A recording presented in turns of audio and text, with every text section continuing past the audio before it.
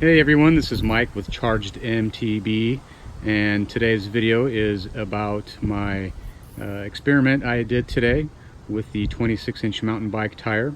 As you all know, this Sur Ron comes with a 19-inch wheel and dirt bike tire on the front.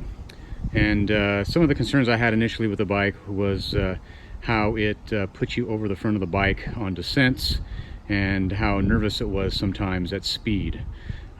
So I had this 26-inch wheel laying around the house, had it off of my old downhill bike, and just kind of had it in the garage collecting dust. So I went ahead and ordered a Maxxis Minion DHF 2.8 tire to put on this thing and give the bike a try. So I did take the dirt bike out this morning. I did a loop with the existing 19-inch wheel and tire, and then I took the that wheel off and put the 26-inch wheel and tire combo on the bike and compared that on the same loop. So I did a pretty lengthy video. I did some ride video, which is on this video. If you guys don't want to watch that, then I'll give you a brief synopsis of what I found.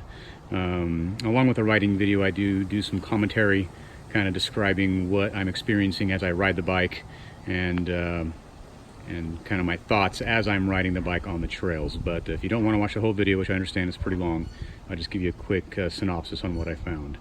And I'll spare you the riding of the loop with the 19-inch wheel, because you know, we pretty much all know what that is like. So the entire segment of trail riding is on the 26-inch and not on the 19.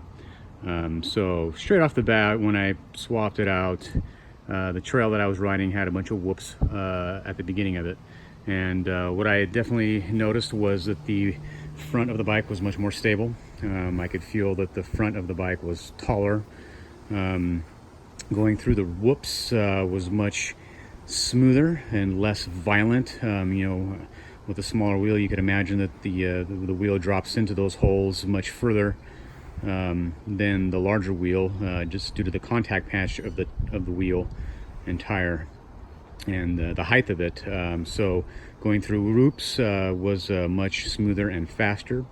The other benefit that I noticed pretty quickly was the descending ability. So the bike definitely descends much better with the 26-inch tire up front. Far more stable than the 19-inch, far less nervous, and I could carry speed and not feel like I'm going to be pitched over the front of the bars like I did with the 19-inch wheel. So again, much more stable, much less nervous, much more confident descending, and better at speed. And also the rollover, of course, you know, better. I was able to attack the obstacles in the trail much faster and easier. So those were the kind of the goods, which I fully expected. That's kind of what I was expecting to find, was that we would have those attributes. So the negatives. Initially were that the bike was very lazy to turn. It was definitely much more difficult to make around corners. Much more difficult, especially with uphill corners. I had to lean a lot harder to get the bike to to make the turn, which, you know, it was expected. You know, I knew it was going to be lazier, but it was a little more lazy than I was expecting, and I think it's just due to the big difference between the rear and the front, and that the short wheelbase exacerbates that, with the front end being so much taller now. It definitely made the steering much more lazy. But I kind of, got used to that pretty quickly, as you'll see in the video. But the biggest detriment that I found was, unfortunately, the hill climbing. So anytime the trail got steep and I was climbing, that front end wanted to come up super easy. It did not want to stay put. So that forced me to have to scoot way up on the front of the bike and try to keep weight on that front tire to keep it from wanting to pop up. And even while doing that, the front end wanted to wander a lot more, and it was much more difficult to keep that front end straight and where I wanted to go on climbs. So I was riding it, getting used to it for about half of my ride today, and you know, I was definitely getting used to the slower steering, and the feeling of the bike with a 26-inch. But the hill climbs were starting to become disappointing to me, just because they were that much harder to do, and the front end lift was becoming an issue. So I thought maybe we might have to abandon the 26-inch idea. But about halfway through my ride, I was thinking, and I thought to myself, well, shoot, why don't I just lower the front end a little bit? So the stem stock from Sur Ron came with this spacer here below the stem. Okay, so it was up a little bit. So mid-trail, I went ahead and pulled the stem off and slammed the stem down like I have here, and put the spacer on top. Okay, so I did that, and pretty quickly noticed that the climbing was much better. I still had the stability going downhill.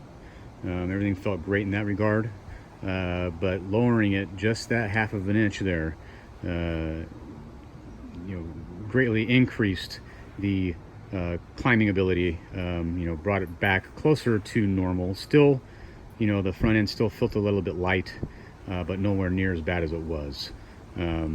So and it also increased, you know, it made the steering better. It wasn't so lazy and floppy like it was before. So pretty amazing that only a half-inch of difference can make that big of a difference on steering and stability, but it's definitely the case. You know, I'm a mountain bike guy, and us mountain bike guys can get pretty geeky on setup, and this thing is no different. You know, a matter of a quarter of an inch, eighth of an inch, even, you know, half of an inch, front to back, up and down, all these different you would think would be very minimal adjustments provide significant changes to handling of the bike. So right now, I'm feeling pretty good with it. So I am going to keep the 26-inch up front. I like it with the lowered stem. And then when I got home today, I also took the spacer that was out of the bottom here underneath the top crown, and lowered the top crown about an eighth of an inch, because this was totally flush here before. So we're going to see how that feels, because I'm hoping that'll give me a little more stability on the climb, making the climbs easier without the front end lifting up as much. So we'll give that a shot next ride out. So yeah, that's kind of my synopsis on it. And I think the overall improvements are worth it.